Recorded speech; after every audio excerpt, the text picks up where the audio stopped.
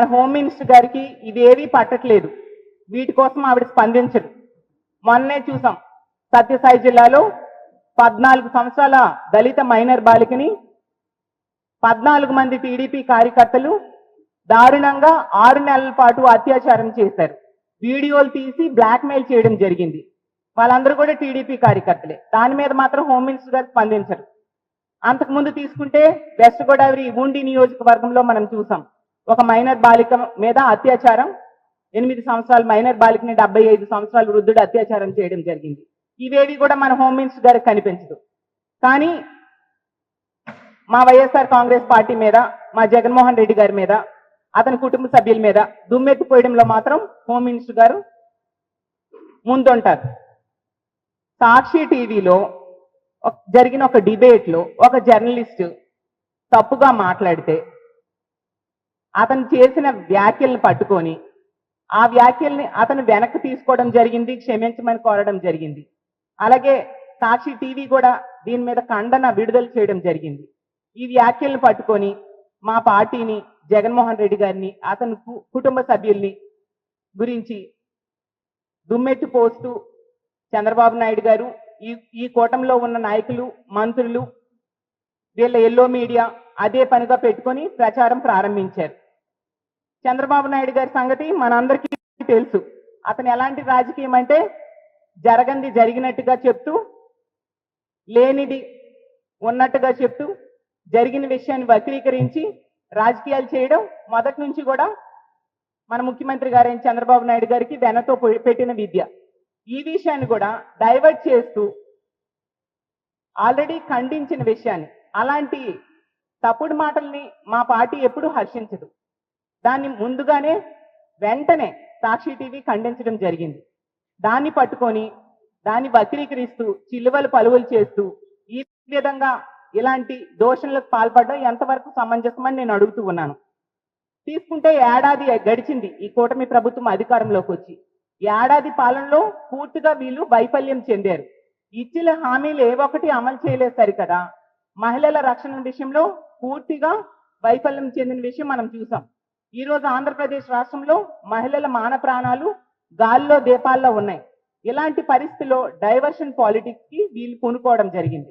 ఎంతసేపు కూడా red book రాజ్యాంగం ఏ విధంగా అమలు చేయాలి, ప్రతిపక్ష నాయకుల మీద కక్షపూరిత చర్యలు ఏ విధంగా తీసుకోవాలి, పోలీసుల్ని అక్రమ కేసులు పెట్టడానికి ఏ విధంగా ఉపయోగించాలి, అక్రమ కేసులు పెట్టి ప్రతిపక్ష నాయకుల్ని ఏ విధంగా అరెస్టులు చేయాలి, దాని మీద దృష్టి పెట్టారు తప్ప మహిళల మాన ప్రాణాల రక్షణ మీద వీళ్ళు దృష్టి పెట్టలేదు.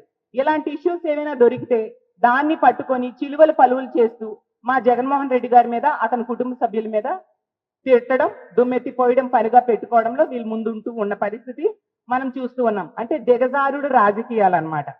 వీళ్ళ వైఫల్యాలను కప్పుపుచ్చుకోవడానికి ఇలాంటి దిగజారుడు రాజకీయాలకి వీళ్ళు పూనుకోవడం ఎంతవరకు సమంజసమని నేను అడుగుతున్నాను. హోమ్ మినిస్టర్ గారేమో ఈరోజు ప్రెస్ మీట్ పెట్టి చెప్తున్నారు, విలువల గురించి మాట్లాడుతున్నారు. మా భారతమ్మకి విలువలు ఇవి నేర్పిస్తారట. అమ్మ హోమ్ మినిస్టర్ గారు, మీకు ఒకటే చెప్తున్నాను, మా భారతమ్మకి విలువలు నేర్పించే స్థాయి మీది కాదు. మా భారతమ్మ గురించి మీకేం తెలుసు? ముందు మీరు విలువలు నేర్పించడం మీద దృష్టి పెట్టకుండా మీ బాధ్యతలు నిర్వర్తించడం మీద దృష్టి పెడితే బాగుంటుందమ్మా. ఎందుకంటే ఇప్పుడే చూసాం అనంతపురంలో ఘోరంగా ఇంటర్ విద్యార్థిని దారుణ హత్యకు గురైంది. 7 రోజుల క్రితమే వాళ్ళు కంప్లైంట్ ఇచ్చారు. మీరు ఏం చేశారమ్మా 7 రోజులు?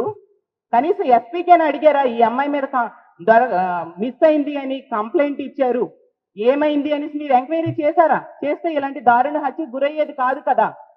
అదే ఉమ్మడి అనంతపురం జిల్లా, ఇప్పుడు సత్యసాయి జిల్లాలో 14 మంది టీడీపీ కార్యకర్తలు, 14 సంవత్సరాల దళిత మైనర్ బాలిక, మీ సామాజిక వర్గానికి చెందిన ఒక మైనర్ బాలిక ఎంత దారుణంగా అత్యాచారానికి గురి కాబడింది 6 నెలలుగా. మీరు ఏం చేశారా మా విషయంలో? కనీసం స్పందించారా? ఎన్ని సంఘటనలు జరుగుతూ ఉన్నాయమ్మా. మొన్ననే చూసాం వైఎస్ఆర్ కడప జిల్లాలో 3 సంవత్సరాల ముక్కు పచ్చలారని బాలికను అత్యాచారం చేసి హత్య చేసేసాడు ఒకడు. మీరు ఏం చేశారమ్మా? కనీసం స్పందించారా? ఈ కుటుంబాలన్నిటికీ ఎక్కడైనా ఏమాత్రం ధైర్యం చెప్పడం, ఓదార్చడం, ఒక ఆర్థిక భరోసా ఇవ్వడం మీరేమైనా చేశారా? అది ఏమీ చేయకుండా ఈ డైవర్షన్ పాలిటిక్స్ పట్టుకొని మీరు మా భారతమ్మకు విలువలు నేర్పిస్తారా? మీకు అసలు విలువలు నేర్పించే అర్హత మీకు ఉందా అని నేను అడుగుతున్నాను.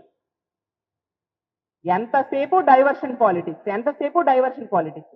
ఈ ఇష్యూలో తీసుకుంటే మాట్లాడిన జర్నలిస్ట్ అనే వ్యక్తి అతను వ్యాఖ్యలు వెనక్కి తీసుకోవడం జరిగింది, అలాగే క్షమించమని అడగడం జరిగింది, అలాగే సాక్షి టీవీ కూడా దీని మీద ఖండన రిలీజ్ చేయడం జరిగింది.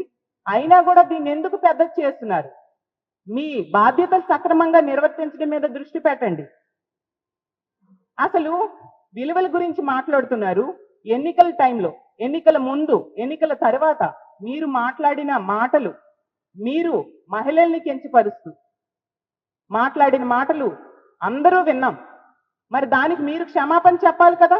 ముందు ఆ వ్యాఖ్యలకి క్షమాపణ చెప్పి అప్పుడు మాట్లాడండి. మీరు మా విజయమ్మ గారి మీద, అలాగే మా భారతమ్మ గారి మీద మీరు ఎంత ఘోరంగా మాట్లాడారనేది ఈ రాష్ట్ర ప్రజలందరూ కూడా విన్నారు. ఆ మాటలకి క్షమాపణ చెప్పి ముందు అప్పుడు మీరు మాట్లాడండి.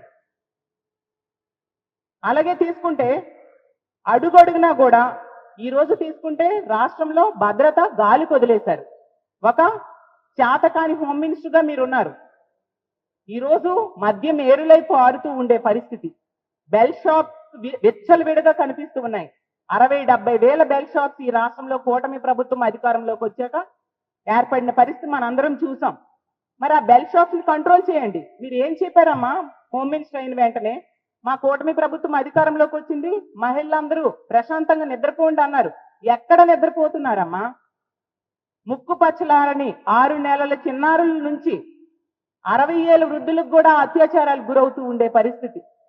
మహిళలు ఇంట్లో ఉన్న రక్షణ లేదు, బయటికి వెళ్ళినా రక్షణ లేదు, స్కూల్కి వెళ్ళినా రక్షణ లేదు, కాలేజ్కి వెళ్ళినా రక్షణ లేదు, పని ప్రదేశాల్లో కూడా వాళ్ళకి రక్షణ లేని పరిస్థితి. అంటే రక్షణ కల్పించలేని చేతకాని ప్రభుత్వం ఇప్పుడు నడుస్తూ ఉంది. దాని మీద దృష్టి పెట్టండి, ఇలాంటి డైవర్షన్ పాలిటిక్స్ మీద కాదు. మీరు ఇచ్చిన హామీలు ఎక్కడ నెరవేరుస్తూ ఉన్నారు? ఎన్ని హామీలు ఇచ్చారు? 143 హామీలు ఇచ్చారు. ఏ ఒక్క హామీ అయినా నెరవేర్చారా?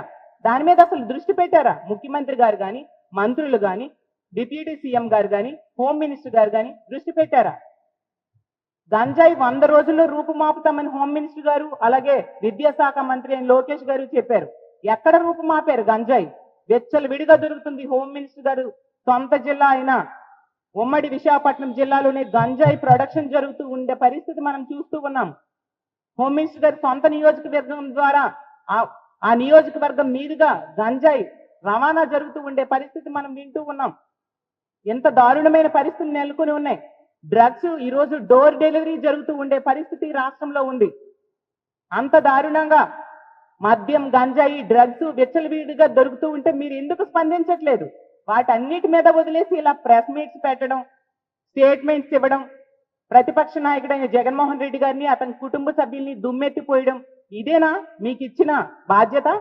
మీరు చేయాల్సిన విధులు ఇవా? హోమ్ మినిస్టర్ గారు కేసులు పెడతారా? మీకు అలవాటే కదా ప్రతిపక్ష నాయకుల మీద అక్రమ కేసులు పెట్టి అరెస్టులు చేయడం మీకు అలవాటే కదా. అంతకంటే మీరు ఏం చేయగలరు? మీ విధులు ఎక్కడ సక్రమంగా నిర్వర్తిస్తూ ఉన్నారు? అసలు మహిళలను గౌరవించడంలో, మహిళల సాధికారతకు పెద్దపీట వేయడంలో మా జగన్మోహన్ రెడ్డి గారు ఎప్పుడూ ముందుంటారు. వాళ్ళకి ఆర్థికంగా, సామాజికంగా, రాజకీయంగా ఉన్నత స్థానంలో కూర్చోబెట్టడానికి తను ముఖ్యమంత్రిగా పనిచేసిన 5 ఏళ్ళు కూడా ఎంతగానో కృషి చేశారు.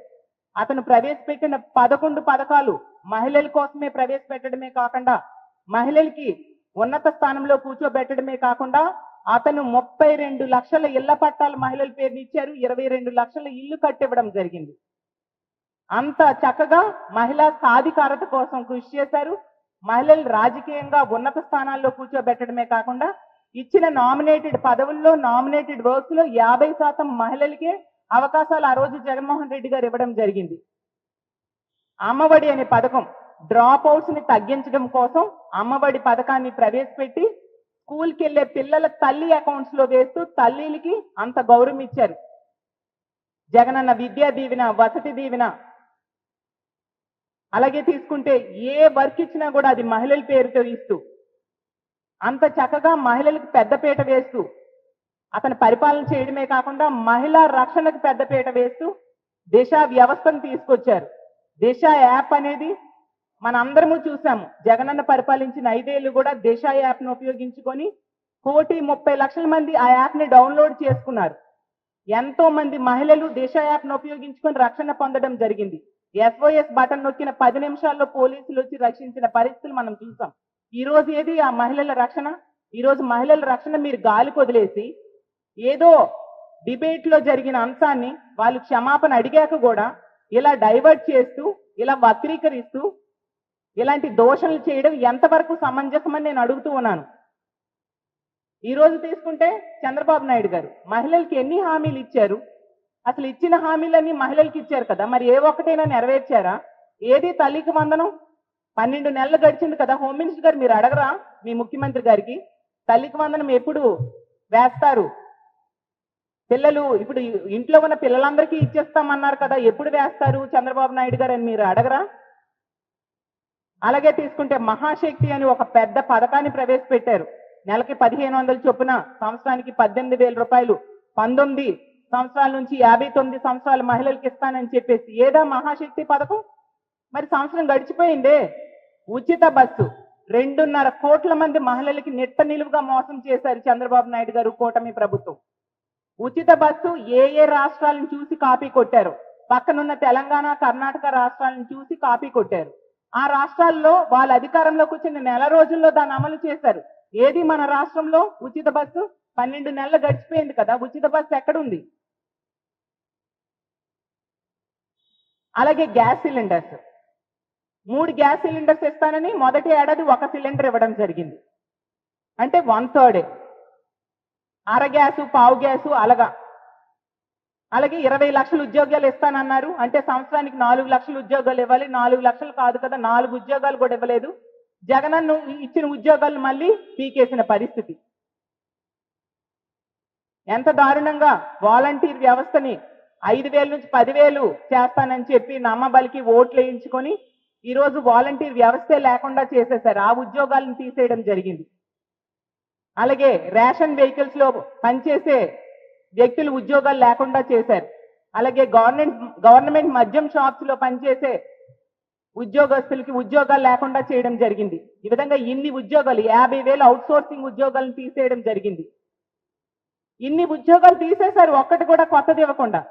వీటన్నిటి మీద మీ చంద్రబాబు నాయుడు గారిని ప్రశ్నించండి అమ్మా.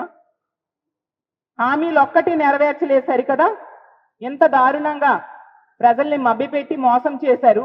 ఇప్పుడు డైవర్షన్ పాలిటిక్స్ చేస్తూ, లేని విషయాన్ని ఉన్నట్టుగా ఆపాదిస్తూ జగన్ గారిని, అతని కుటుంబ సభ్యుల్ని, మా వైఎస్ఆర్ కాంగ్రెస్ పార్టీని ఈ విధంగా కామెంట్స్ చేయడం ఎంతవరకు సమంజసం? నిజం చెప్పాలంటే అమరావతి ఏరియా గురించి మీరు మాట్లాడుతూ ఉన్నారు. ఆ ఏరియాలో 50,000 ఇళ్ల పట్టాలు బీసీ, ఎస్సీ, ఎస్టీ మహిళల పేరున జగనన్న ఇవ్వడం జరిగింది. మీరు వచ్చాక అవి లేకుండా చేసేసరే. మీకేం గౌరవం ఉంది మహిళల మీద? 5,000 రూపాయలు పెన్షన్ ఇవ్వడం జరిగింది జగనన్న. జగనన్న ఆ ప్రాంత ప్రజలకి అంతగా ఇంపార్టెన్స్ ఇచ్చారు. మహిళలంటే అత్యంత గౌరవించే వ్యక్తి మా జగన్మోహన్ రెడ్డి గారు. మహిళల మీద గౌరవం అంటే ట్విట్టర్లో పోస్టులు పెట్టేసి స్టేట్మెంట్స్ ఇచ్చేస్తే కాదు, అది చేతల్లో చూపించాలి. మరి మీ చంద్రబాబు నాయుడు గారైనా, మీ కూటమి ప్రభుత్వమైనా చేతల్లో మహిళలకి ఏమి చేస్తూ ఉంది? ఒకవైపు ఇచ్చిన హామీలు అమలు చేయలేదు, ఇంకోవైపు రక్షణ గాలికి వదిలేశారు.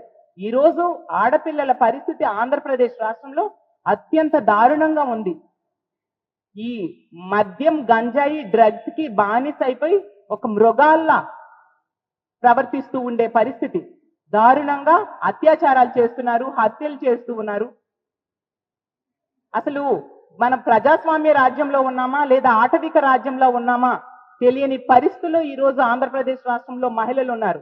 అంత దారుణంగా చిన్న పిల్ల లేదు, పెద్దోళ్ళు లేదు, ఆడది కనిపిస్తే చాలు ఈ కూటమి ప్రభుత్వం అధికారం వచ్చాక అత్యాచారానికో హత్యకో గురవుతున్నారు. ఈ రోజు తీసుకుంటే అసెంబ్లీ సాక్షిగా మీరే చెప్పారు, రోజుకి 70-80 కేసులు మహిళలపై అఘాయిత్యాలు నమోదవుతున్నాయని.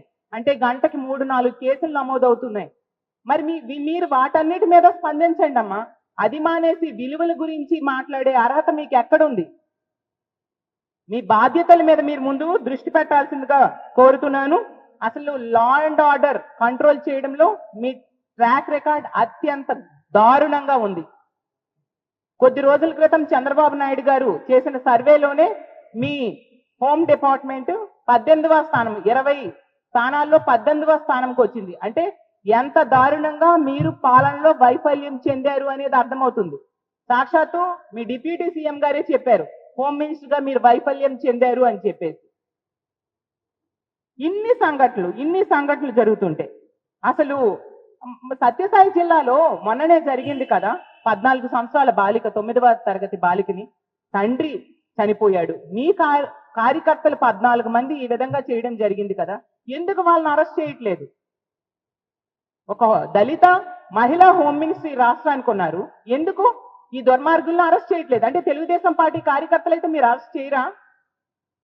ఒక మహిళా ఎమ్మెల్యే రాప్తాడు నియోజకవర్గానికి ఉన్నారు, ఆవిడ నివసిస్తున్న ఊరికి, గ్రామానికి దగ్గరలోనే ఈ సంఘటన జరిగింది, అయినా వాళ్ళకి న్యాయం జరగట్లేదే. అలాగే తీసుకుంటే మహిళా ఎస్పీ ఉన్నారు, ఆవిడైనా న్యాయం చేస్తుందని ఆశిస్తూ ఉన్నాను. ఆ జిల్లాకి మహిళా మంత్రి కూడా, మరి ఆవిడేం చేస్తున్నారు? అంత దారుణంగా మహిళల రక్షణ ఈ కూటమి ప్రభుత్వంలో గాలి కొదిలేసి ఇలా డైవర్షన్ పాలిటిక్స్ లో భాగంగా ఇలాంటి పక్కదారి పడుతూ ఎంతసేపు ప్రతిపక్ష పార్టీల మీద అక్రమ కేసులు పెడుతూ అక్రమ అరెస్టులు చేస్తూ పబ్బం గడుపుకుంటూ ఉన్నారు. ఫైనల్ గా హోమ్ మినిస్టర్ గారికి మేము చెప్పేది ఒకటే, ఈ సంఘటనలో సాక్షి టీవీ డిబేట్ లో ఆ జర్నలిస్ట్ మాట్లాడిన మాటలు సమర్థనీయం కాదు అని వైఎస్ఆర్ కాంగ్రెస్ పార్టీ స్పష్టంగా చెప్పింది. సాక్షి టీవీ కూడా చాలా స్పష్టంగా దీనికి ఖండనివ్వడం జరిగింది. ఆ జర్నలిస్ట్ కూడా వ్యాఖ్యలు వెనక్కి తీసుకుని క్షమాపణలు కోరడం జరిగింది. ఇంత జరిగాక కూడా ఈ విషయాన్ని పక్కదోవ పట్టిస్తూ దీన్ని పెద్ద సీన్ చేస్తూ డైవర్షన్ పాలిటిక్స్ ఆపేసి హోమ్ మినిస్టర్ గారు ముందు ఇన్ని సంఘటనలు జరుగుతున్నాయి, మహిళల మీద ఇన్ని అఘాయిత్యాలు జరుగుతున్నాయి, ఆ మహిళలకి రక్షణ కల్పించడం మీద దృష్టి పెట్టండి. జరిగిన సంఘటనలో ఆ దుర్మార్గులకి కఠినమైన శిక్షలు పడాలి, ముందు అరెస్టులు చేయండి అమ్మా, ముందు అరెస్టులు చేసి వాళ్ళకి కఠినమైన శిక్షలు పడేట్టుగా చేయాల్సిన అవసరం ఉంది. ఇన్ని సంఘటనలు మనం చూస్తున్నాం. అసలు మహిళల మీద అఘాయిత్యాలు జరగని రోజు లేదు. ఏ సంఘటనలో అయినా మీరు వాళ్ళకి ఆర్థిక సహాయం చేశారా అని నేను అడుగుతూ ఉన్నాను. ముందు ఆ కుటుంబాలకు ఆర్థిక సహాయం చేయండి.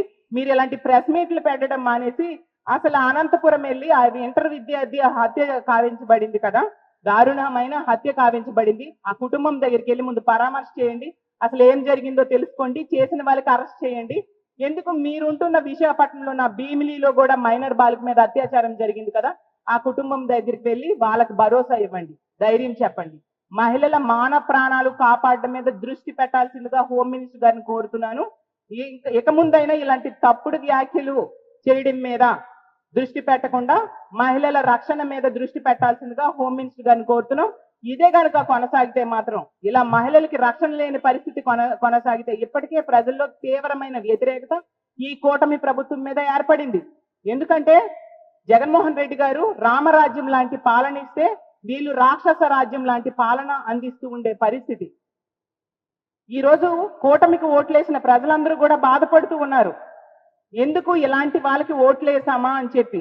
గుడిలో ఉన్న దేవుణ్ణి వెలేసి మళ్ళీ దేవుడు కావాలని పూజలు చేస్తున్నట్టుగా ఉంది మా పరిస్థితి అనేసి వాళ్ళకు ఓట్లేసిన ప్రజలు ఈ రోజు బాధపడుతూ ఉండే పరిస్థితి. ఎప్పుడు ఎన్నికలు వచ్చినా మళ్ళీ వైఎస్ఆర్ కాంగ్రెస్ పార్టీకి పట్టం కట్టడానికి ప్రజలు సిద్ధంగా ఉన్నారు. అన్ని వర్గాల ప్రజల్ని మీరు మోసం చేశారు. పోలీస్ వ్యవస్థను ఈరోజు నిర్వీర్యం చేశారు. ప్రజాస్వామ్యంలో ఉన్నామా లేదా తెలియని పరిస్థితి.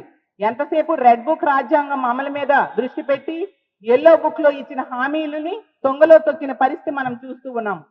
కాబట్టి ఎప్పటికైనా ముఖ్యమంత్రి గారైనా హోంమంత్రి గారైనా ఈ కూటమి ప్రభుత్వంలో ఉన్న పెద్దలు ముందు మీరు ఇచ్చిన హామీలు అమలు మీద దృష్టి పెట్టండి, డైవర్షన్ పాలిటిక్స్ మానుకోండి, ఈ రాష్ట్రంలో ఉన్న మహిళలకి రక్షణ కల్పించడం మీద దృష్టి పెట్టాల్సిందిగా కోరుకుంటూ సెలవు తీసుకుంటున్నాను.